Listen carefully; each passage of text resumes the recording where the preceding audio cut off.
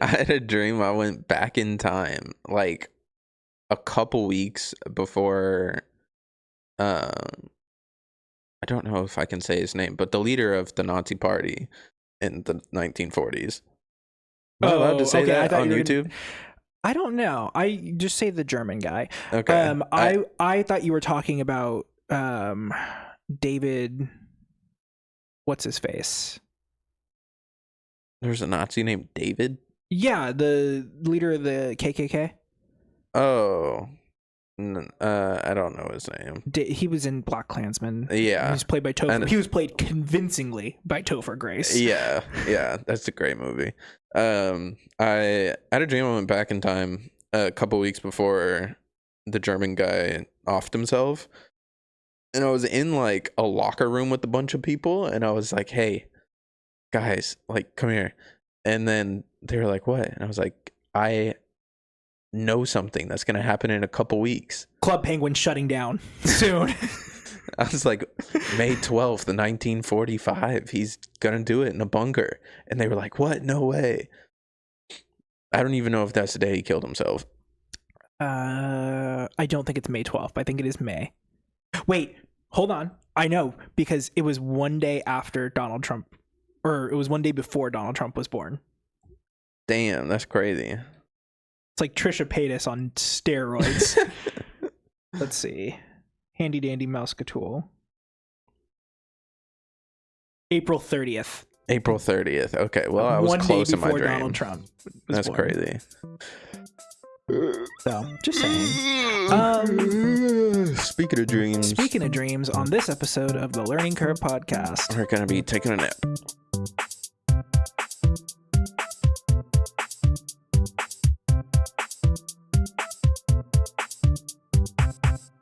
cool. Intro done. Transition done. Yeah, I can't see the timer on the screen today, and I didn't start the one on my phone, so we're just gonna freeball it. We're gonna I'm freeballing right now. Hell yeah! Shorts are too comfy to be wearing undies. Let's introduce ourselves, and then I have a question for you. I am Bodhi, aka Shrinky Dink, aka Boogie in the right nostril. Boogie in the right nostril. I'm Cameron, aka neglecting my everything. Okay. Because nothing gets done ever. Okay, so I have a question for you. Okay. I'm gonna bring this up and hopefully not have to. I think your mouse just connected. Yeah. Okay, there we Hell go. yeah, brother. Okay. Look at that. The magic of movie making. Absolute cinema. I want you to tell me the weirdest dream that you've ever had that you can remember. And give me a decent amount of detail. Don't make it take forever, but don't make it take 2 seconds. I want to know. I used to have these reoccurring nightmares when I was a child. I had a couple actually. But the first one was I was super small and I was in a house that was in like a giant open warehouse. So I'm in a tiny Wes house. Anderson movie. Yeah. I'm a tiny person in a tiny house in a giant warehouse. And this steamroller was like the things they use to like flatten shit out, you know, with the big thing on the front. It was coming towards me and then it would slowly like run me over and crush me. And then I would wake up with the taste of metal in my mouth. The blood? I mean, I guess because that's what it tastes like. But yeah, it was just metal to me. Okay. And then the other one I had was in one of the houses I lived in growing up. I would go out into the backyard and there would be cars that would drive through my backyard, but they wouldn't like break the fence or anything. They would like pass through it like they were ghosts. And it was like there was a freeway in my backyard and then aliens would come down and start picking up the cars. Okay. For any particular reason or just picking up cars? I don't know. Okay. There was some variation to that one. The steamroller one was always the same, but there was one variant of that dream where like the alien was walking in front of my house and we had to put plastic wrap on the front door to keep him out. Okay. So keep in mind those details. Okay. Because today we're talking about dream science. Hell yeah. This you ever play the Attack on the Power Juju dreams? No. Or games? So the first one, attacking the power of juju, you're like playing the game, whatever. But the second one I always had a fascination with because it was split between like the real world and the dream world. And you had to go see this like dream scientist, you get the staff of dreams, and then yeah, just like the game is split up between like there's like a princess you have to save and you have to defeat these nightmare things, and that one always captivated me more than attacking the power of juju. Gotcha. Okay, before we begin, I'm going to talk about my dream.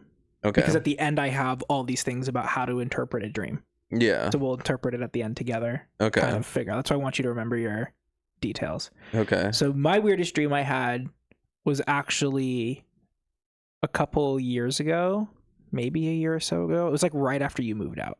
Okay. I was asleep when I woke up. It was like, you know, one of those dreams where you're just kind of in the middle of everything because you can't really remember how dreams start. Yeah. But like I was downstairs in my parents' house and my grandpa was there with me. And it was it's how he was right before he died. So he was like, so my grandpa was like, when he was in his heyday, he was kind of built like a bodybuilder. Okay. He had like a huge chest, and then he progressively got kind of like a little bit fatter, but not like, you know, whatever, kind of more like big arms, big belly, because he drank a lot of beer. And then when he was like at the end of his life, right before he got killed, he would never admit to this, but he had like emphysema and like COPD and like black spots on his lungs. So he was like super like thin and like frail. So he was like that. So I knew it was him pretty much the last time I saw him, like how he was. But we were in my parents' house as it was when we had first bought it. Okay. When they first bought it. So my parents' house, you've been to my parents' house, didn't always look the way it has because it used to be like super like 1990s core. Okay. Like linoleum floors and like white carpet and like ugly couch. So we were in like that version of my house, which was super weird. And he was like, "Hey, do you have your degree?" And I was like, "What do you mean?" And I was like, he was like, "Your like physical degree." And I was like, "Yeah." And he was like, "Can you go get it? I want to see it." And I was like, "Sure." And for some reason it was upstairs in my parents' house. But at this point, like in the back of my mind, like I knew that I was living here. So I don't know why it was upstairs at my parents' house in my room. So I was like walking up the stairs to get it. And then he goes, "Oh, is Cody coming over today?" Who's my cousin. He's my older cousin. And I was like, I don't think so, but I can call him and see if he wants to come over. And he goes, "Oh no, that's fine. Just tell him that I love him." And I was like, "Okay, cool." And then I like went upstairs, got my degree, came back down, and then he was just gone. And then I woke up. Damn, he Batman'd you. Yeah, pretty much. And then I woke up in like a panic because I don't dream about people that I know, if that makes sense. Like you can't make up a face. Your mind can't do that. But like I don't, like you're not in my dreams. Joe's not in my dreams. My mom and dad aren't in my dreams. Like I don't dream of people like that. And so I woke up in like a cold sweat because that was like the first time that's ever happened. And then I like was like, okay, time to go to the gym, because what woke me up was my alarm. So I was getting ready to go to the gym. I opened the front door and there's a fucking havoc dog outside, just on my doorstep. Just a random ass dog. Just a random ass dog. Collar or anything? No, looked super similar to Havoc, but it was not Havoc because Havoc was in the bed sleeping. Yeah. And I was like, what the fuck? So I was like, "Oh, are you lost, buddy? Like, what's going on?" And so I like was like, "Let me get you a treat to like coax you in." And so what I was gonna do is I was just gonna put him in the backyard. And so I like went and woke up Sean, and I was like, "I need your help because like, you know." And so he was like, "But Havoc's right here." And I was like, "There's another Havoc." Like, you know, and I was like, "We have to keep him in the backyard because I don't know if this dog has rabies." Yeah. I also don't want Havoc to fight this dog. Yeah. So we were going to put him in the back. I come back out while Sean's getting dressed. This is like 5 a.m. Sean's getting dressed. I go back out to like see the dog. Gone. And I'm not talking like down the street gone. Like I drove around the neighborhood for like 20 minutes looking for him. Gone. Damn, you got Batman twice. Yeah. And so crazy. That happened like twice in a row. And so I told my mom about the dream, and then I told her about because I was like, I don't dream about Pop that often. So I told her, and then I was like, "Oh yeah." And then I also had this dog on my thing, and I was like, I took a picture of him and I sent it to her, and she goes, Pop used to have a dog like this. And I was like, I'm gonna kill myself now. This is weird. I don't like this. So that's my weirdest dream, and it kind of bled into reality. Okay. So let's get into dream science. Yeah, I've never been run over by a steamroller before. So before we get into... This is great. I can't see half of what the screen says. It's okay. The pictures are really what you need to know. Okay. So before we get into like analyzing dreams, we have to get into, I think it's pronounced oneurology. Okay. And it's the science of studying dreams. So it is like not necessarily analyzing them, but like what dreams are and what cause them, because that's really important to know. So the study of dreams comes from the word oneur, or the root oneur, which is Latin for dreams, and then ology, which is obviously study of. The actual study is a subset of psychology, and there's a huge correlation of how it kind of like came about, because people were studying mental disorders and memory formations, and they kind of like not discovered dreams, but they discovered that like dreams played an important part in both of these things. So they're kind of studied in the same tactics and light as mental disorders and memory formation. Okay. So every time you have a dream, you're a little schizophrenic. There's a Supernatural episode that me and Haley just watched where there was this professor who was doing like a study on dreams, and he was giving people this like dream root thing. Mm-hmm. And one guy, he had gotten like hit on the head a lot as a kid by his dad with like a baseball bat, and he wasn't able to dream anymore. And he probably had a damaged amygdala. Yeah, I think that's what they said it was. And he got into the sleep study with the professor, and then the professor ended the study and stopped giving him the root, and so he stopped being able to dream. He got his hands on some root, and then he was able to go into other people's dreams and like kill them in their dreams. Oh my god. And so they had to like fucking sync up their dreams with the root, and yet you like take the root and then like a piece of DNA from the person, so it was like hair, and then you would go into that person's dream. That's kind of like the Weapons movie, not gonna lie. That's crazy. Yeah, I saw that recommended on TV because I watch a lot of movies at work now, and so I was like scrolling through what people were watching, and then like Weapons was up there, but I ended up watching Training Day instead. Training Day's so good. It is really good. So good. Mind if a white boy builds community? Okay, so oneurology is very different from dream interpretation. So dream interpretation is not exactly like a science. It's more of like a... That's fucking Obama. That's Obama, yeah. That's Obama offering you a dream pill. Oh my god. He's got the vaccine. I had to pull from my Gavin Newsom podcast, or my Gavin Newsom PowerPoint for this. So basically, dream interpretation is the process of assigning meaning to dreams. We'll go into it a little bit later, but it does date back to like BCE. Yeah. Not to like just ancient time, but like BCE, like super ancient. It's something that we've always done, specifically in Greece and Egypt. The idea of dreaming was considered to be like a supernatural experience. But in the modern day, it's more so kind of intertwined. So like I said, it's not really a science because there's no repetitiveness to it. It's really hard to recreate that. It's like the last step of the scientific process. So they can't like recreate stuff a lot. Yeah. And so a lot of stuff is just theory, but not like the Big Bang Theory where it's like, hey, we have the evidence to provide this, but we just don't have a physical video of it.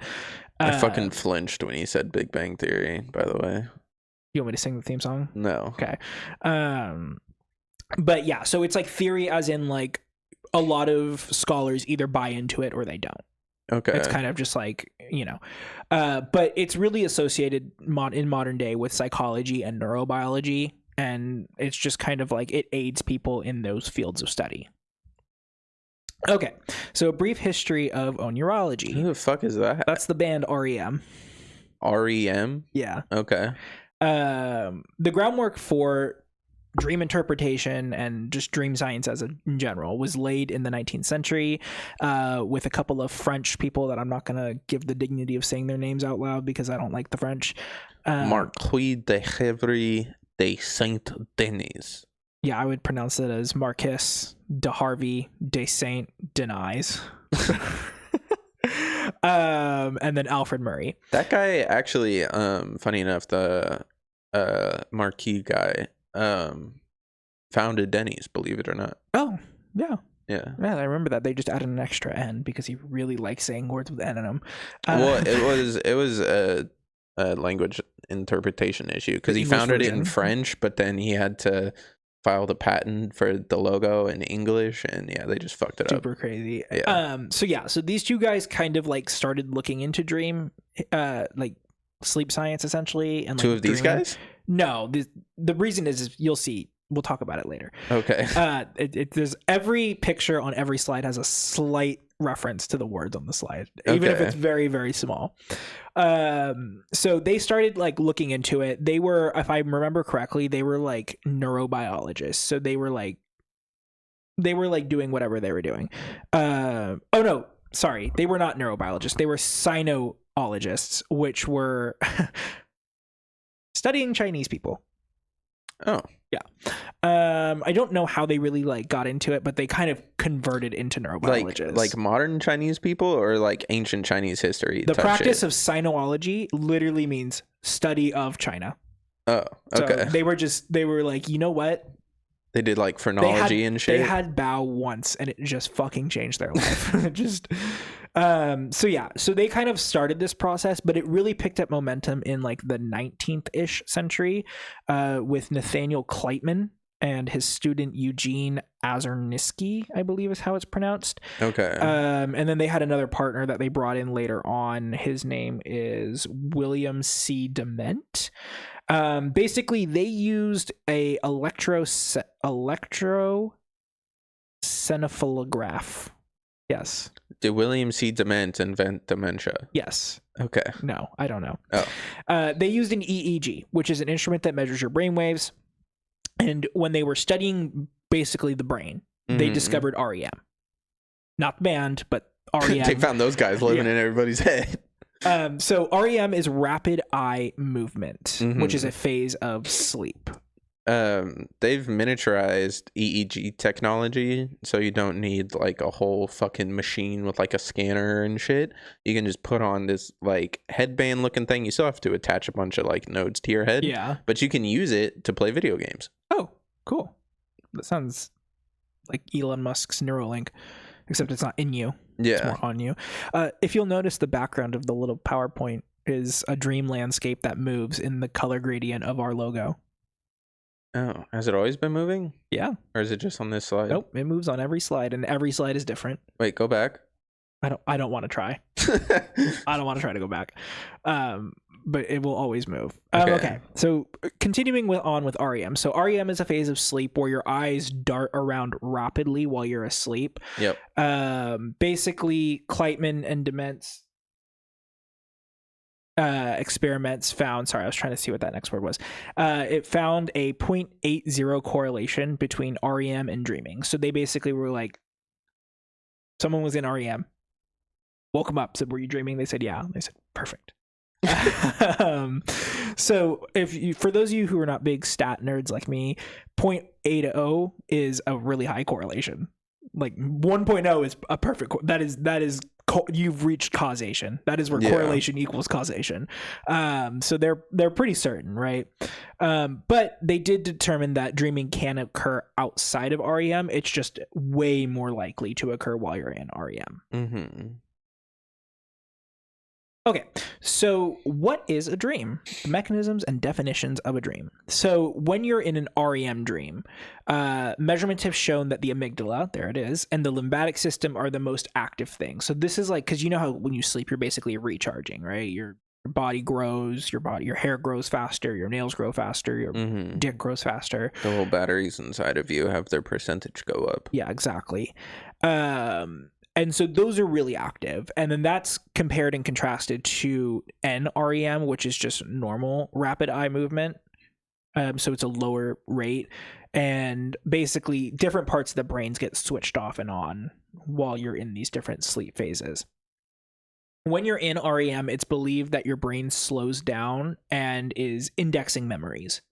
So when you're awake, you're experiencing short-term memory. And then when you're asleep and you're in REM, you tend to basically index those short-term memories and kind of, I guess if you're trying to, you're moving it off of your computer into a drive.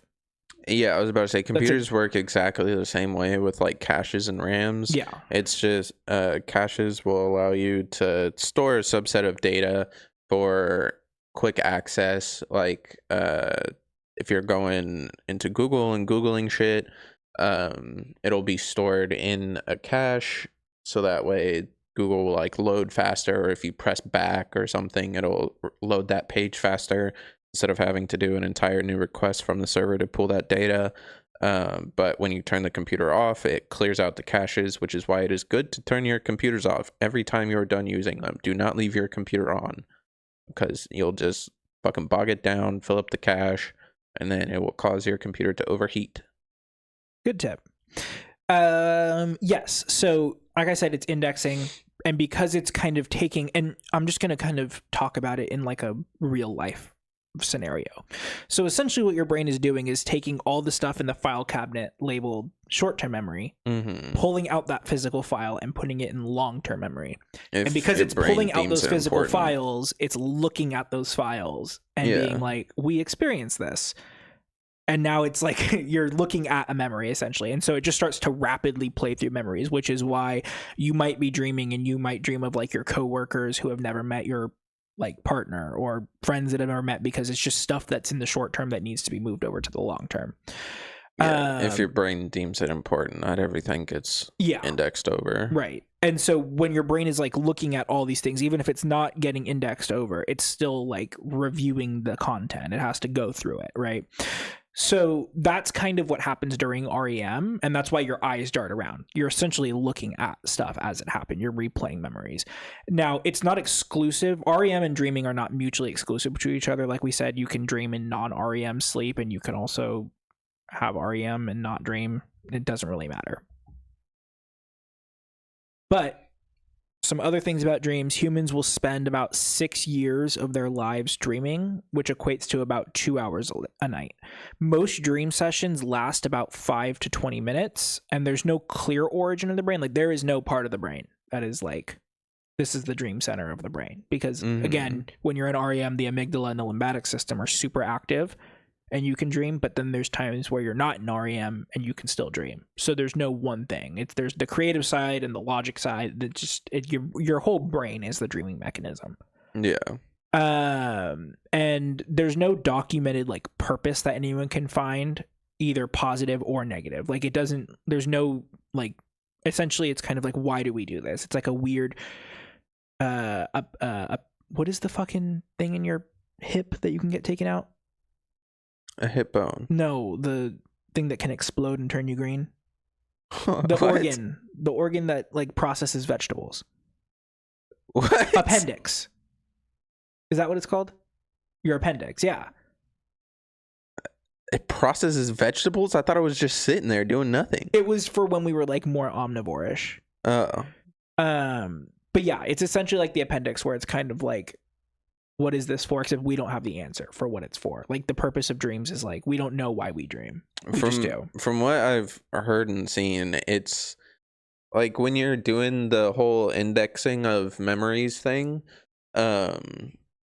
because your eyes are moving around so much, when you close your eyes and you go to sleep, your eyes don't turn off. They're still like pulling in data. Yeah. So it's all black, and then your brain kind of freaks out a little bit. Because it's getting like data from your index memories, saying like it is replaying all of that. So it's saying this thing is happening, but it can't pull in data from your eyes to verify it. And so it just makes stuff up. Yeah, it fills just in the gaps. It's what's like the frontal cortex? That's what controls vision, right? Yeah. Your brain will start telling the frontal cortex, okay, this is what we're seeing. Yeah. And then that's why you're dreaming, because your brain's telling it to see this. This all connects back to the modern thing of dream interpretation, kind of comes full circle. We'll go on about that in a second. But the bottom line is that there's no benefit or harm to dreaming. Like, it's a completely neutral process. There's harm in not dreaming. Yes. Okay. So there's 4 base component. I think that's supposed to say components in what a dream is. So the first is a form of thinking that occurs under minimal brain direction. So all of your external stimuli are blocked, and the part of the brain that recognizes like yourself and like your perception of your surroundings is shut off. So you're just like hear that? Yeah, it sounded like there was a ghost in the wall. Oh, teaser for what's to come. So basically, you're kind of just imagine yourself like in a black void, just like floating there, Yeah. eyes closed, right? And then the second thing is a form of experience that we believe we experience through our senses. So, like you were saying, you're seeing black, you're seeing nothing because that's your eyelids, and your brain is like filling in gaps. And then, of course, something memorable. We talked about the indexing, so that's kind of where that comes into. And then your brain has to interpret what it's telling your eyes are happening, because your eyes are saying okay, and then they're sending that signal back to your brain, and your brain is like, okay, now I got, because when you see, you're not seeing anything. You don't actually see stuff. You see the refraction of light, and that gets fed into your, I think they're called cones, if I remember correctly. Yeah. They're the RGB sensors in your eyes. You see the refraction of light, and your body, like, your eyes receive it, and they send a signal to your brain, and then your brain has to like make up stuff to like understand it. So that's kind of, your brain is like telling your eyes what to see, and then your eyes say okay, and then they send that signal back to your brain, and then your brain has to, it's like a game of telephone but with like 2 things. So that's kind of what makes up a dream.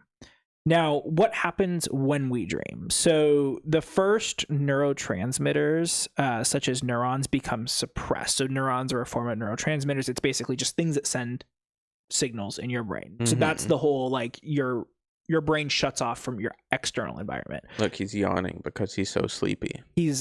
Kitty Pryde is making him so fucking sleepy.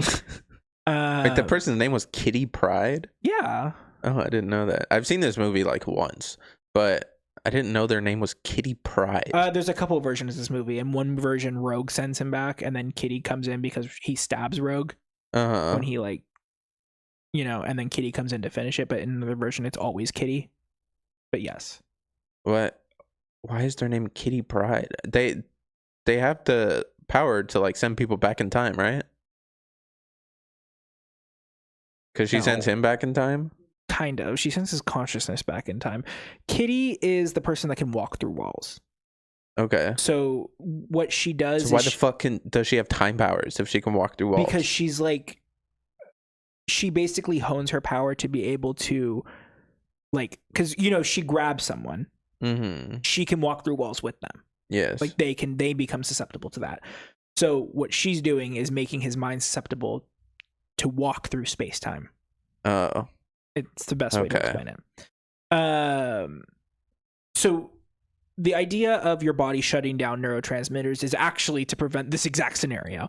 To stop me from walking back in time. Yes. It prevents your body from making sudden movements. You can move while you sleep, but it's going to prevent you from like flinching. So if you're like in a dream and you're like getting like beat up, you're not gonna like jump like that and like grab your neck. You're gonna not jump. You're not gonna make any sudden movements because your body can't adequately. Your eyes are closed, so your brain is like, we don't know what's around us, right? Unless you're falling. Even then, you still won't make any sudden movements unless you fully come out of REM. Your body must be out of REM to make sudden movements. Like that's like a for sure thing. So once your body is like shut down and rested and like whatever, it then moves into the REM, and that's where the most dreams occur. Each sequence will get each time you dream, it's going to get longer, right? You don't just have one dream. So you'll start from like 5 to 20 minutes, and then it'll go up to 60 to 90 minutes of a dream. So how come sometimes I dream I have a nice rack? Well, we'll see. See at the very end. Okay, so there's a couple types of dreaming. So the first is authentic dreaming. These are dreams that occur within the realm of experience. So this is, you know, I woke up in my parents' house. That's authentic. I know that place, right? They reflect real life events. You know, if you dream that you were in a car accident and you were in fact in a car accident, your body's authentically dreaming that experience because it knows what it's like. It's a result of that indexing that the brain is doing. It's literally looking at memories and just projecting them onto you again.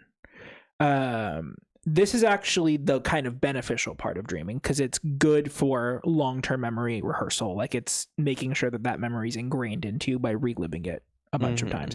It might not be a great memory, but it's good for long-term memory. So the second type of dreaming is the second type of, this is my fucking favorite image. The second type of dreaming is illusory dreaming. This is like the type of like weird shit. This is that Obama picture kind of dream, right? It contains bizarre or even sometimes impossible things to like understand or like really grasp, right? Your aliens just picking up cars for no good reason. Like who knows why, right? I mean, they had a reason. I just don't know what it is. This is theorized to come from errors in the indexing function. Right? So this is kind of relating back to the gaps, right? Your brain is just like filling shit in and just saying this is happening. This is kind of where bad dreams come from because it's kind of just like, you know, random shit happening for no reason. So then there's outside factors for dreaming influences. So studies have shown that outside influences very much impact dreams. There's olfactory. There's a study for olfactory where they basically made people smell good things and they had good dreams, and they smelled bad things and they had bad dreams. Are you laughing at the cum tree? No, I'm laughing at bad smells equals bad dreams. I'm a fucking fart on my girlfriend's face tonight when she's sleeping and give her a nightmare. You could. You absolutely could. So other things that can influence dreams, outside factors, such as memories and experiences. So basically, if you have a bad experience or a good experience, that could impact whether or not you have a good dream or a bad dream. Interpersonal attachment. So if you're going through a breakup, you might have a bad dream about that. And if you do drugs, believe it or not, that could be a good dream or a bad dream. Yeah, when I was doing drugs a lot, I didn't dream at all, actually, which was perfect for me because I was having a shit ton of nightmares at the time. There you go. Some drugs might impact those neurotransmitters a little bit more than you'd like, and that might be why. So I don't know what type of drugs it was, I don't know what type of drugs do what. So don't ask me. I chose to put the cum tree on here because I like the smell of the cum trees. I fucking hate those fucking trees. They give me a lot of allergies, but boy, do they smell great. I just don't like the smell of cum. Dreaming disorders. More for me. Why do you put someone with a mental disorder on the screen? So dreaming disorders, this is when dreams go awry. It's linked to psychological disorders. So this is, remember how I said in the beginning, it's very much linked to like mental disorders and neuroscience. This is kind of where it comes in.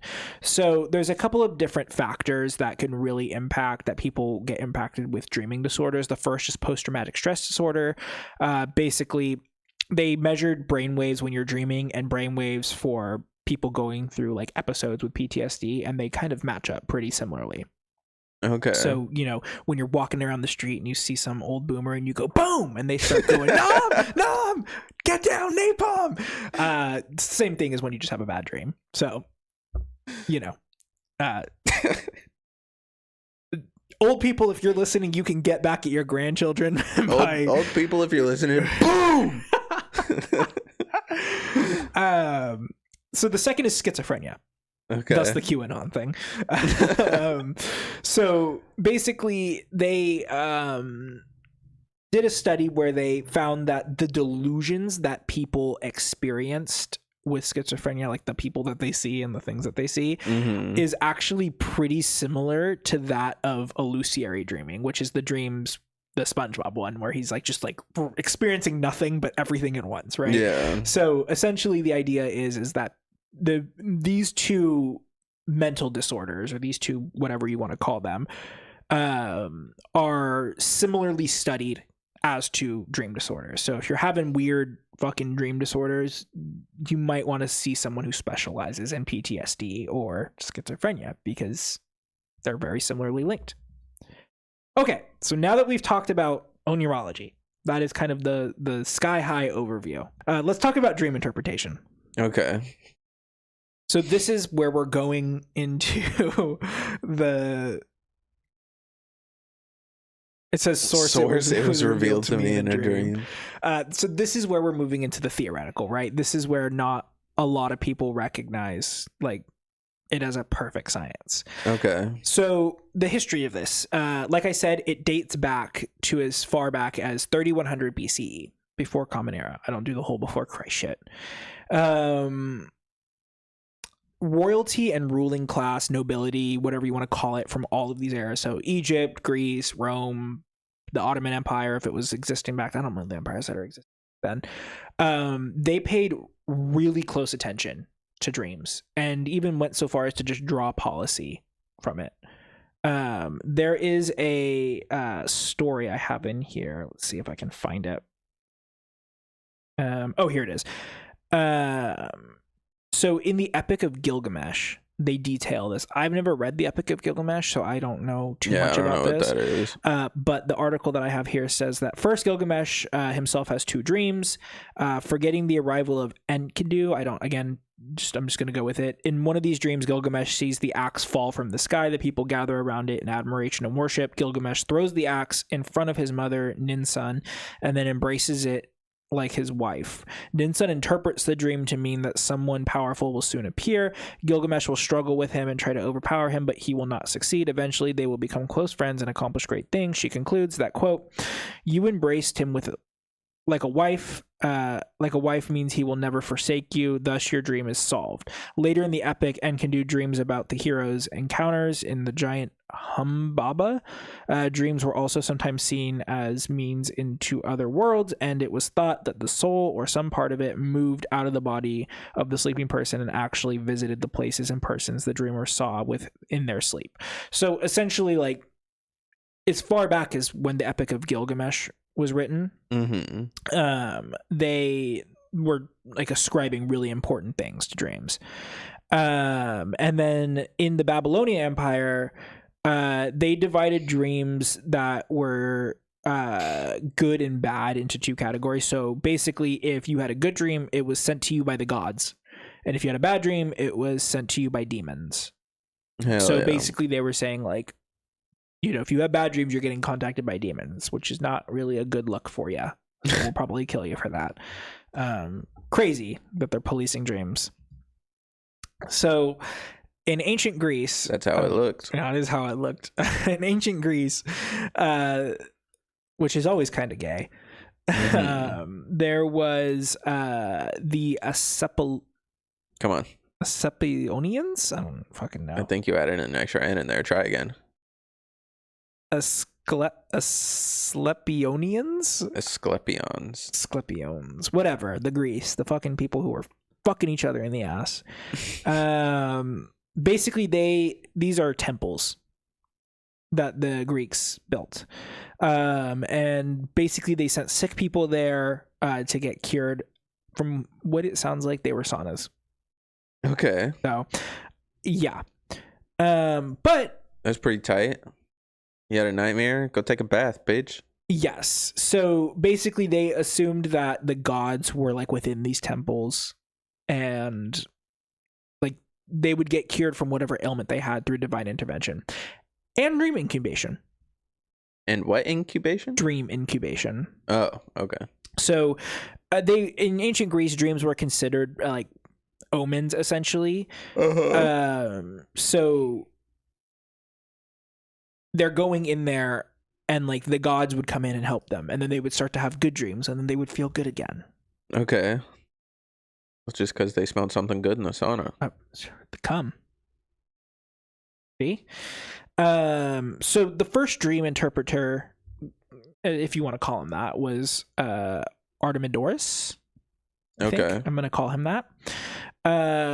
He lived in the 2nd century AD and wrote a comprehensive text that essentially translates to the interpretation of dreams.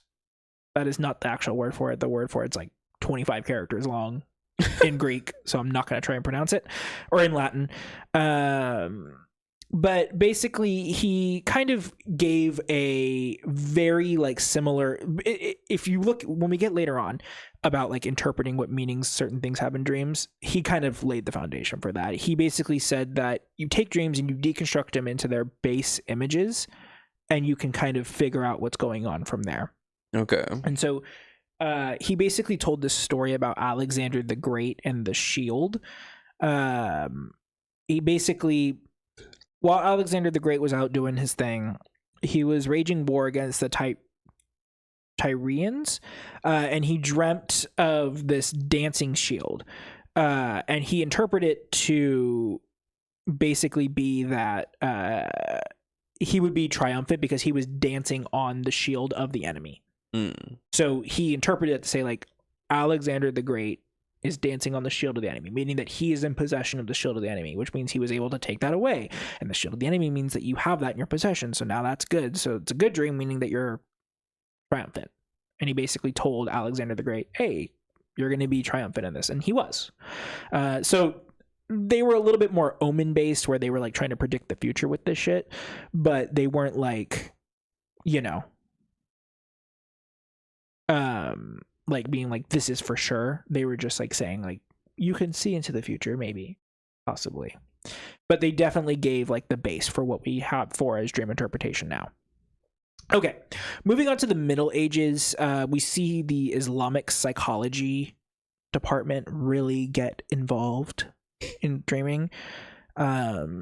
Basically, they gave a couple different types of dreams that they considered to be like important enough to categorize. So the first is a false dream. Second is the pathogenic dream, and then the third is a true dream.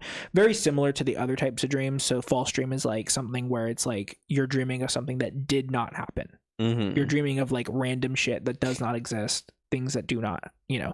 Pathogenic is a recurring dream, and then a true dream is like that like surrounding dream, where it is like a dream where you're dreaming of something that you've experienced. That's true.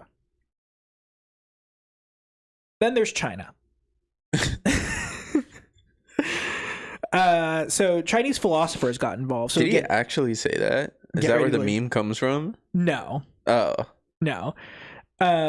So Chinese philosophers got involved, and basically they were the ones to kind of question reality as it came to dreaming.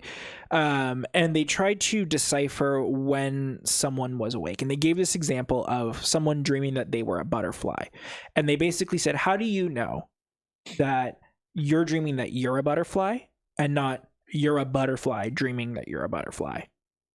Like that you're a butterfly dreaming that you're a person dreaming a butterfly. So they basically kind of were like Inception.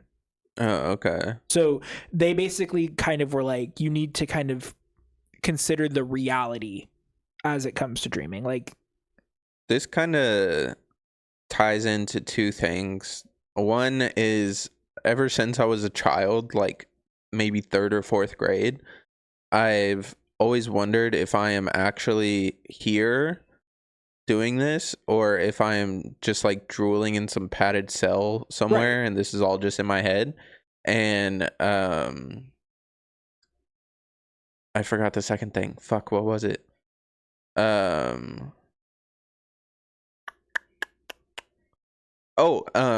was this guy, he was in a coma for some reason, and he was living out his life like normal, he thought, for like years and years and years.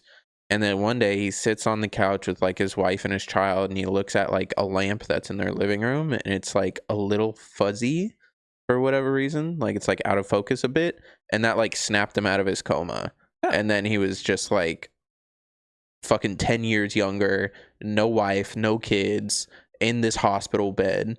And so that's something else I've always wondered, is like, am I going to end up seeing a fuzzy lamp one day? Yeah, well, no, that's the whole thing. So basically these philosophers kind of took it a step further and were like, look, we know that dreams happen, but we have to recognize how strong they are, how real they seem. And so you have to kind of, you know, look at the reality versus the fantasy of it all. Okay. So next, the psychologists start to come in. So this is kind of the modern day. Okay. I don't think he was a psychologist. I think he was. Or an all-star. You also think he was an all-star? He was an all-star of some kind. No, you will see why he's on here. So there's Freud. So Freud is a very controversial psychologist. A lot of people go back and forth on him of whether or not he was credible or not. Yeah, everything he said has pretty much been disproven. Yeah. So basically Freud comes in and says, we dream of things we want and things that arouse us. So essentially, like, if you're a closeted gay man, you might dream of gay sex because in your real life, you're not getting that because you're closeted. But if you are getting gay sex and you are gay, you probably won't dream of gay sex. Like, I do wake up bricked a lot of the time. You go. He said that children were the prime example of this. They experienced something called day residue, which is basically like they had those dreams where it's like the thing that happened to you. I don't remember what it's called. The thing that happened to you, you dream about like instantly, essentially. He said adults don't really have this capability and they suffer from something called manifest content where we don't know what we want. Thus, the dreams get more ambiguous. So, for example, if a kid is like, oh man, I really want an icy, they'll dream of an icy. But if you're like, oh, I'm craving ice cream or an icy, you won't dream that you're out for ice cream. You'll dream and you'll be like submerged in honey because that's sweet. Okay. Like that's what he's saying. Basically, like adults and kids dream differently. Now, he said when adults are awake, they're in this state called resistance. And we have dreams and we have these like desired dreams when we sleep because our guard is down. Thus the amygdala shutting down the neurotransmitters, yada, yada, yada, yada. Freud was the guy that wanted to fuck his mom, right? I don't know if he wanted to fuck his mom, but he did say that a lot of young boys want to fuck their moms. Yeah, I think he wanted to fuck his mom and then he like came up with all of the psychology around it to justify it. Source, it was revealed to me in a dream. Yeah. He basically said when adults dream, they're dreaming of their deepest, darkest wishes. Like Freud wanting to fuck his mom. Yeah, well, thus psycho. And the reason that we do this is he basically said your body does this to kind of like dangle a carrot in front of you so that it keeps you asleep so that you can rest. You got to dream of fucking your mom so that you can get a good night's sleep. I would have a nightmare if I had that dream. So continuing with Freud, there's this other psychologist, Irma, who basically comes in, or no, sorry, not another psychologist, this patient of his. He basically comes in and he's doing this experiment on her. And he essentially like gives her these injections of whatever, I don't know. Okay. I don't know. He gives her some injections or some kind of medicine. And he does a bunch of studies on her and he basically discovers 4 things about dreams. I'm going to say discovers. So the first is condensation, and that is that one object stands for multiple things. Thus the blue curtains, because what does the blue curtain stand for? Sometimes the blue curtain... Is that a question I'm supposed to know? Yeah, you know, like in high school, like teachers would always be like, what does this curtain stand for? And it's like, maybe they were just describing the room. Yeah. Like, you know. Okay. So then there's displacement, which are those objects are detached from the real object. So they're not exactly, again, like I said, dreaming about, if you really, really want ice cream as an adult and you fall asleep, you're not going to dream of ice cream. You're going to dream of being like in a vat of honey because that's sweet. But it's still like, it's detached, but it's still corresponding to, right? Okay. So then there's the visualization portion of the dream where the mind translates your desires into visual images. And then you have the symbolism, which is the physical thing that ends up replacing your desire. So that's how he basically conceptualized a dream. Moving on from Freud is Carl Jung. He basically said, fuck Freud. Yeah. We're not paying attention to this guy. He says that dreams are a dialogue between the mind and the consciousness, like your awake consciousness. He did a more objective analysis where he basically said everything is literal in the dreams and there's no stand-in. So if you're dreaming of being submerged in a vat of honey, you want to be submerged in a vat of honey. You'd like that, wouldn't you, you little freak? He said there's also a subjective analysis that you can do about dreams where basically everything represents an aspect pertinent to the dreamer. So he basically said there's two types of dreams. There's the literal and then there's the figurative. You got to figure out which one you're in. Good luck. So when he's analyzing he basically said analyzing subjective dreams is super hard. The dreamer has to figure out what part of themselves the dream represents. So this is kind of the introspection part of it. This is like when we're going to look at your dream and my dream, like what it means, right? Mm-hmm. So why is there a raccoon up there? What famous raccoon died? I don't know. But basically he said if you're dreaming of a killer chasing you, okay, you might have repressed homicidal ideations. Okay. And you should look into that. Or you're just afraid of being murdered. There's other aspects of that. We'll take a look. Again, this is kind of 20th century. So this is like early 1900s. Mm-hmm. So the dreams have archetypes that manifest as characters that are connected to the psyche. So essentially, again, homicidal ideations in a person might manifest as a killer chasing you because those thoughts are chasing you. They're like behind you, right? You have to really do this type of analysis on a case-by-case basis. There's no like this happens to everyone kind of thing. Mm-hmm. And the person really has to know them. This is the key caveat for Carl Jung. You have to really know yourself to understand the dream. If you don't really like, if you're, again, let's go with the gay sex thing, right? If you're dreaming of gay sex, your body might be trying to tell you you're gay. If you're not accepting of that, you're not going to be able to realize the meaning of your dream. That's what he says. Like you're not going to like, if you're not accepting of your own self. Trying to figure out if I was in denial about being gay and I had a gay dream, what would I think happened there?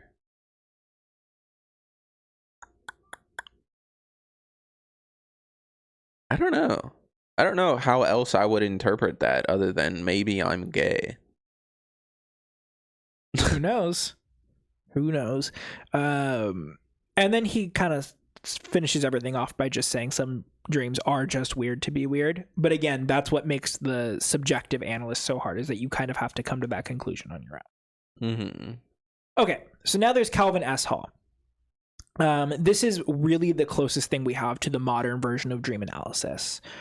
He basically said that dreams are representations of a personal conceptions. So, for example, if you're dreaming of a friend attacking you, you might have like a bad friendship, essentially. Like you might have something going on between you and your friend. Okay. And he was also very critical of Freud, except he did support the Oedipus complex. This guy also wants to fuck his mom? He basically said that, like, yeah. Yeah. He basically said, yeah. No, he basically was just saying that, like, Freud was right. That, like, we do dream of our deepest, darkest desires because our guard is down. And our mind is, like, free to, like, explore those concepts without judgment and without, like, being awake. Okay, so now let's take a look at the modern day dream analysis. So most Western countries use the Freudian model to assign meaning to dreams, unfortunately. Okay. So there's an example of a plane crash versus a DHS warning. So the example they gave is that in a study, people were more likely to avoid getting on an airplane if they had dreamt of being in a plane crash than they were if the Department of Homeland Security said, hey, there's a high level threat today, don't get on planes. Okay. So, I mean, has DHS ever actually come out and said that? How did they figure that out? Probably on 9/11. I would assume that they issued an alert about that on 9/11. No, what they're saying... they couldn't get on planes on 9/11. I think it was like a theoretical question. Okay. Is like, what would be more compelling in stopping you? And people like openly admitted that like dreaming would be like... I mean, yeah, if I have a dream about a plane crash, I'm gonna be kind of nervous getting onto that flight. But if the Department of Homeland Security is like, there's a chance, then I would just be like, you know what? There's fucking thousands of other planes in the sky right now. The odds of it actually happening to me are so low that I'm probably okay. Just take several very short flights because they only attack the long haul flights because there's more fuel. Exactly. I'm giving terrorist 101 tips right now. I was about to write that down, honestly. Okay. So most people in Western countries believe dreams to be messages from an unreachable source. So not necessarily supernatural, but can include supernatural. And then most people believe that dreams are more important than your awake thoughts because, again, your guard is down. It's kind of like the drunk words or sober thoughts kind of thing. Okay. So now that we kind of have a little bit of a modern understanding of dream analysis and how it came to be, let's take a look at some common symbolisms. So first we have heights or falling dreams. So this is going to be weird because falling comes back in on this chart, but this is like dreams about like being high up and being scared essentially, or being afraid to fall, not necessarily falling. Okay. So if you're having dreams about this, it represents the loss of control in certain parts of your life, and that you are close to going over the edge. Okay. So for example, you're really stressed at work, you want to quit, you might dream of falling because you're very close to like quitting. You're very close to like just packing it up. Okay. I think most of the time when I fall in my dreams, I've just tripped. Okay. Okay. So if you're dreaming of a dead person, Okay. so me, this is actually seen as a good omen in Western society. I want to caveat that we are taking this from a purely Western like scope of analysis here. So there might be some, you know, quote unquote, I hate saying this term, but like global South interpretations of dreams that are different. So this is like Western, European, American shit. So if you're dreaming of the dead, it's seen as a good omen, and it these people will often bring gifts in the forms of a metaphor to you. Okay. So again, with my grandpa, you know, he told me to say hi to my cousin, that he loves him, and that made my cousin's day. He was like, that's a really sweet dream. So if you're dreaming of affliction of the ear, this is like ear pain or like loss of balance or something like that. This is your subconscious's reaction. It's believed that this is your subconscious's reaction to things that you've heard that you do not like. Okay. So your girlfriend comes home and is like, you have a fucking small ass dick. My secretary at work has a fucking 12-incher. You don't like that. You might dream that you're at a concert and your ears are ringing. Okay. So, you know, cell phones. So when you're dreaming of cell phone use, because I honestly could not tell you the last time that I've had a cell phone in my dream. Yeah, I'm not allowed to bring my phone into my dreams. Yeah. It's a reflection of the self. Because a lot of the times our cell phones have our entire life on them. Yeah. Social media, bank accounts, everything, right? So it's essentially the same as holding a mirror up to yourself. So if you're holding a phone in your dream or you're doing something on your phone in your dream, pay attention to what you're doing on your phone, because it's probably a reflection of something your brain wants you to pay attention to. Could be positive, could be negative, who knows? Flying. If you're flying in a dream, it usually means that you are either overcoming a fear or you're experiencing like a period in your life where you're exceedingly free. So you might dream of once you like if you break up with someone, right? You have like the grieving process, and at one point you kind of come to accept it. You might find yourself dreaming of flying soon after that because you're like, okay, I'm free from the burden of this like breakup, the burden of this relationship, and it represents an overall lack of restraint. Teeth. This is the worst type of dream. You know, where your teeth fall out. It represents rebirth or transition, and sometimes even death. So next, old friends. So if you're dreaming of people that you used to talk to but don't talk to anymore, it is believed to be your brain's way of telling you to self-reflect and encourages the dreamer to look into themselves regarding the type of relationship you have with that person and why you don't talk to them anymore. So for example, if you get in a fight with someone because they didn't come to your 30th birthday party and you're not friends with them anymore, your brain might be trying to tell you you're a little too vain for getting mad about that. Gotcha. If you dream of a celebrity, usually this is corresponding to hidden potential, and it will be within your wheelhouse. So for example, if you're going to be like a really good actor, you're not going to dream of someone who's bad at acting. You're not going to dream of who's a bad actor. Jared Leto. Yeah, you're not going to dream of Jared Leto. But if you're really good at dating underage girls, you might dream of Jared Leto. But it's hidden potential, so it's stuff you don't know.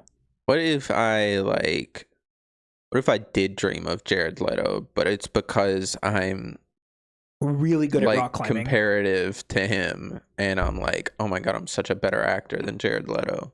Again, that's, I guess you could, but it's either way, your brain is telling you that like you have some kind of hidden potential. If you're dreaming with flowers, it's usually a sign of beauty and fertility, growth or flourishing, and it could also be short livingness, which is like You're gonna die soon. Yeah. Dream of so flowers. there's kind of two sides to that coin. Okay. But you might also just I might just your be semen gorgeous. might just be your semen count, your sperm count might just be super high. I'm either gonna die or I'm very pretty. Rings. So if you're dreaming of rings, it's complicated because a lot of people ascribe different values to different things with it. So it really just depends on how you interpret rings. So Okay, it depends. let me give you some rings. Okay. Tell me what you think. Wedding ring. So if I dreamt of it depends, right? Because it depends on the metal and the state of the ring. That's the issue. A shiny titanium wedding ring. Okay, so titanium is strong. Okay. It's a very strong metal. Okay. So to me, that would mean like your relationship with whoever you're partnered with is probably very strong. Okay. Or you're feeling confident about it. The Olympic rings. Most likely that Mario is real. Okay. Onion rings. I'm hungry. Okay. Yeah. Blue ring octopus. Well, that's just me in my shark episode. Okay. So then there's cats, which overall really just represent femininity. There's not really a lot of like debate on it or like interpretation. It's literally just femininity. So I dream of my cats. if you're dreaming of your cats, you're you're a cat boy. I'm a cat boy. So then there's goats. Goats represent luck and masculinity. So cats just femininity. I never goats- dream of LeBron. Yeah, if you're dreaming of fucking Tom Cruise. So then there's hawks. Hawks typically are interpreted as Dead baby. hawks, insight from a higher realm. Basically that Like Assassin's Creed. yes, there's a hawk in Assassin's Creed. Is there not? Yeah. And you're dreaming in Assassin's Creed. You're getting sent back in time, No, you're reliving memories. but you're asleep. I guess that's dreaming. You're conscious throughout it. You're not like asleep. You're conscious while you're sleeping. You're like in control of it. Is what I mean. Either way, very similar. Yes. Sharks. Let's go. Shark Let's episode. go. Basically, it's warnings of potential dangers. So if you're dreaming that dream that every kid has when they jump in a pool and there's a shark in the deep end. No. You never had one of those dreams? No. I used to have those dreams all the time. I would jump into my aunt's pool and it would be kind of murky. It'd be perfectly see-through. When I'm standing outside, I jump in, it's murky, and it was always a bull shark. Okay. And it would bite my arm, but I would never bleed. It would just like scratch me. Oh. It was like a gentle bite. A love bite. Love bite, yeah. So if you're dreaming of sharks, there might be something that your body's trying to warn you about. Okay. Who knows? If you're dreaming of snakes, it usually represents either healing if it's a good dream or a threat if it's a bad dream. Okay. So take that from what you will. Get it? Because snake oil. I think that's what it is, yeah. So spiders are commonly associated with luck or being trapped / toxicity. Okay. Because spider bites. So luck, I think spiders are just sometimes considered lucky, but being trapped, web, like you're stuck in a web. Makes sense. So if you're dreaming of like a spider infestation, you might be trapped somewhere and your body's trying to tell you like you're absolutely correct in feeling that way, make a change. Okay. If you are dreaming of a wolf, you are probably dreaming of masculinity or an out of control instinct or urges that your body's trying to tell you that you need to control. Why are there so many masculinity ones, but only one femininity? Because all of these are done by men. Oh, okay. And would you want like the fucking hawk representing masculinity, or would you want like the big strong wolf? I would say the hawk. I like birds. Okay.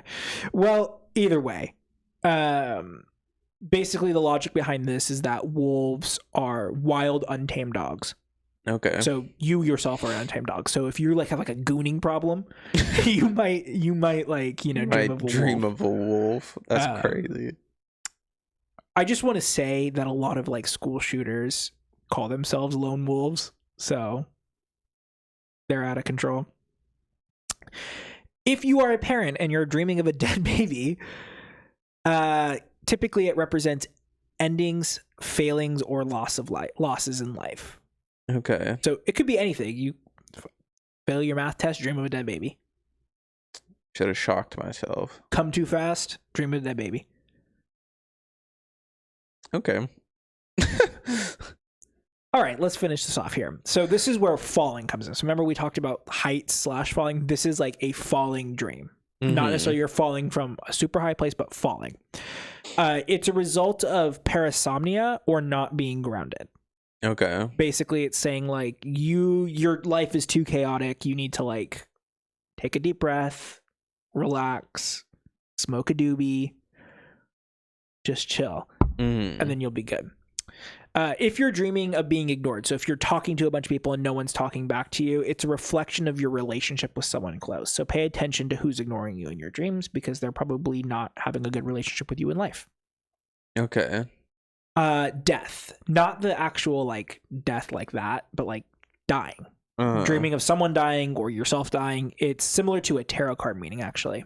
Okay. So it's not necessarily death. It's more of a transition. Coming to an end. Yeah. Yes, Transition. like a transition. So dreaming of death can actually be quite positive. So pay attention to the scenario of the dream, I guess is the point there. If you're dreaming of being lost, it's a reflection of being uncertain or indecisiveness. So if you like are arguing with your girlfriend about where to get dinner and then you guys take a nap, you might dream of being lost. Okay. So make sure you fucking decide. But you could be lost in the kitchen of a Chick-fil-A. True. And then you wake up and then you're like, well, I figured it out. There you go. But again, that's your body's telling you. Yeah. The body keeps score. Lastly, intruder dreams. So this is where you're getting attacked. So this is warnings about areas of life that you're not secure in. These types of dreams are actually most common in sleep paralysis. I was going to do a section on it, but it is dense. Yeah. So I think we'll do an episode on sleep paralysis. I've had one sleep paralysis episode that I can remember. I was laying in my bed. I was a kid. I had a clock on my wall that had like Buzz Lightyear on it. And I couldn't like move or anything, obviously, but I was like looking at this clock and it was like spinning faster and faster and it freaked me out.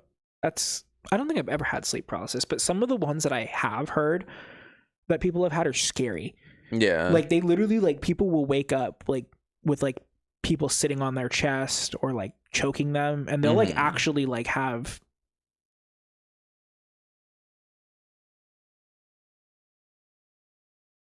I actually got it. Hell yeah. That was crazy. You're just gonna keep it? Yeah, this is my friend now. Okay. So we will do an episode on sleep paralysis eventually, but just know that if you're dreaming of an intruder, it's something about your life. So if you're dreaming of your boss attacking you, you might not be secure in your job. So yeah. That brings us to the end. Wow. Womp. Womp. So, your dream... Oh, it escaped, fucker. Damn it. In your dream, you had the aliens. Yeah, and the cars in my backyard. So that's an intruder dream. Well, I mean, the aliens were never in my house. We put the plastic wrap up to keep them out. But they were invading. That's fair, yeah. What was intruder again? What did that mean? Insecure about areas in your own life. Well, I was a child, so I have no idea what the fuck I had to feel insecure about. A lot of things. A lot of children feel insecure. Oh, okay. What about when I got rolled over by the steamroller in the tiny house in the warehouse? Do you know what warehouse you were in? Nope. It was just a generic warehouse. Do you know what house you were in? Just a dollhouse? Just like a normal house that was small. Interesting. I would categorize that as death, probably. Okay. So a transition in life. Do you know when you had that? Just multiple times when I was a kid. I don't think I was transitioning through anything except maybe grades, but I don't think that would fucking... It depends on when you had it. Maybe you had it at the end of the school year. Yeah, I don't remember. It was when I was a kid. Yeah. So I would categorize that as like death. There's not really like a lot of like not a lot of hard symbolism. Not a lot of research on Steamroller Dreams, huh? No, we got to do that. Okay. Got to propose that. So mine, obviously, I had dead people, so that was probably a good omen. Yeah. And then clearly I was having one of those like reality dreams because it was in my parents' house. So you were having kind of an illusory dream because you were, I think both of them were random. Well, the aliens invading, were they at your house, or are you at a random house? No, it was at a house that I grew up in. So no, because then you recognize that environment. Well, I thought illusory was like just like insane shit happening. Insane shit, but it's usually like it's not. It's opposite of the reality dream where you're like dreaming of things that you know. You know your house, you know your parents, you know your sibling, you know your friends. So if those people are in your dreams, you might be in a weird situation. But because I'm in some place that I recognize, then it's or real. There's people around you that you recognize. Okay. Illusory dreams is like, I'm by myself. I don't know what's happening. This is a completely made up fucking house. Random shit's happening to me. Like, it's a very intelligible dream that aliens are invading. I'm with my family at my house. Like, okay. That's very like, you're able to distinguish that from being a thing. Gotcha. But yeah. That's dreaming for you. What do you dream about? What do you dream about? Let's read socials. You got some Freudian shit. I don't want to hear it though. I need to start dreaming of my barber. Why? Because he told me my beard looked great yesterday. That's a good call. Because he has one of those big, bushy, like, hey-ho, clap-stomp music beards. Yeah. And it just looks great. I'm going to see him on Friday. Oh, good. I have Haley convinced because she was like, "What are you gonna do for your haircut?" And I was like, "I'm just gonna let fate decide." And she's like, "What do you mean?" It's like, "Well, they have a wheel there that has like 20 different haircuts on it, and then you can spin the wheel, and then whatever it lands on, that's the cut you get." And she was like, "Are you serious?" And it's like, "Yeah." And she's like, "Don't go bald, please." I was like, "It's an option on the wheel. If it lands on the wheel, like I have to do it." Are you so she's fully convinced I'm gonna spin this fucking wheel to decide my haircut. Honestly, you should just make one yourself. Just see what it does. No, just bring him pictures of what you want and he can do it. No, yeah, I know. I know what I'm gonna do. He'll offer you a beer. I will say yes. Come with knowledge about wrestling. Okay. He has about 400 wrestling action figures on his stand. I know a little bit. Yeah. So I mostly know like backyard wrestling shit, like street beefs or like. He probably does know about that. The street beefs. He probably does. Okay. But he's very into like WWE. He's a wrestler himself, so. Okay. Yeah. Talk to him about that. Very nice guy. All right, social is coming up right next to me, right over the lizard. I guess he is a lizard, yeah. I don't know his name. Charmander? Oh, I call him Salamander. I can't bother to remember the Pokemon's name, so I just call them by like their description. So that's Salamander. The purple guy is purple guy. Gengar? Probably. He's like a little evil looking. Yeah. Yeah. Electric Mouse. Pikachu. You're making this so much harder for yourself. Kangaroo? The pink one from the movie. Oh, Mewtwo. Yeah, and then his son is Cat. Son is just Mew, and it's actually his father. The tiny one's his dad? Yeah, that's Damn. the first Mew. Mewtwo was a clone of Mew. Oh, gotcha. Okay, socials popping up. YouTube, Learning Curve Pod every Thursday, which I have been severely slacking on posting shorts for. I'm sorry. Learning Curve Pod, Thursdays, 2:15 p.m. Pacific Standard Time. Instagram, Learning Curve Podcast. Twitter, Learn Curve Pod. Bluesky, learningcurvepod.bsky.social. TikTok is Learning Curve Podcast. Bodhi's Twitch is Shrink3Dink. My Twitch is ChefCram _ and my Substack is ChefCram. I am putting Substack on hold for a bit because I really want to work on our October content for this podcast, and it's going to take a lot. Yeah. To kind of land that plane. I'm really big into spooky season, guys, so got a lot of cool stuff coming up for October. Little sneak peek. We are going to do ghost stories, cryptids, I have a very special PowerPoint for a true crime thing. Okay. That's all I'm gonna say. Very, very special, very close to the heart. And we may have mentioned this on the podcast before too, but whatever episode we do that's closest to Halloween, we're going to buy costumes for each other. and I need to go out and buy yours, but it's gonna take me like 10 minutes to get because it's 2 things. Okay. Just 2 things. Yours is a whole costume head to toe. Yours is a whole costume, but okay. the component only requires 2 things. Gotcha. And then for our last 2 episodes of October, we are going ghost hunting. Yep. So we're gonna find them. That'll be fun. Joseph will be here for ghost hunting. Mm-hmm. Or at least one of them. Possibly both. Who knows? Yeah. As long as he's not hunting, because isn't it also hunting season or about to be? He's gonna Dick Cheney us while we're ghost hunting. Wait, he can go ghost hunting. We can go deer ghost hunting. Deer ghost hunting. All right. What is the weirdest dream you've ever had? Have you ever dreamt of me using your hole? For purposes. Okay. Bye. Bye.